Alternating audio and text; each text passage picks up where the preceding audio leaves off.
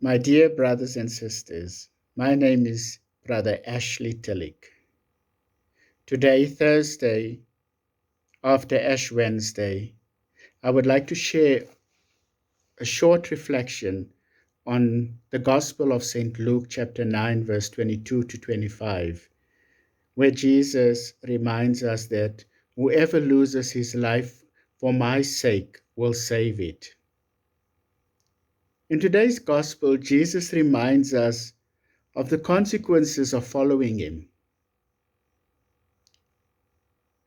mainly to take up our cross and follow Jesus. This period of Lent is a time that the Church asks us to focus on that, to redirect our lives to Christ.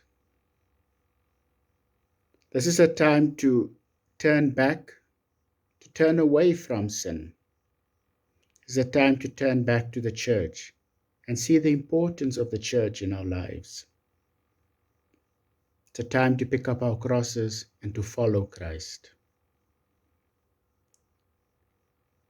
There are three pillars during Lent that we are faithful to. That is prayer, fasting, and almsgiving. This is a time when the Church asks us to go back to prayer. Pray with your families. Pray with your communities. The priest reminded us yesterday when he sprinkled the ashes on our foreheads that we are dust and to dust we shall return. And it is through prayer that we learn to humble ourselves. We learn to forgive each other. We learn to love one another. Because you cannot just pray for your enemy. You got to love your enemy to pray for him as well. Let us therefore humble ourselves and pray as a family. Because during these 40 days of Lent, that is what we can do. But Lent is not complete if we don't complete it with the other pillars. Let us fast, so as to be able to turn away from sin and to be faithful to the gospel. It is important for us to make a sacrifice during Lent. We have 40 days to be faithful to that sacrifice and to let go of that which we love the most for 40 days. Fasting is not giving up that which you like the most, but it is also allowing you to make a real sacrifice in your life.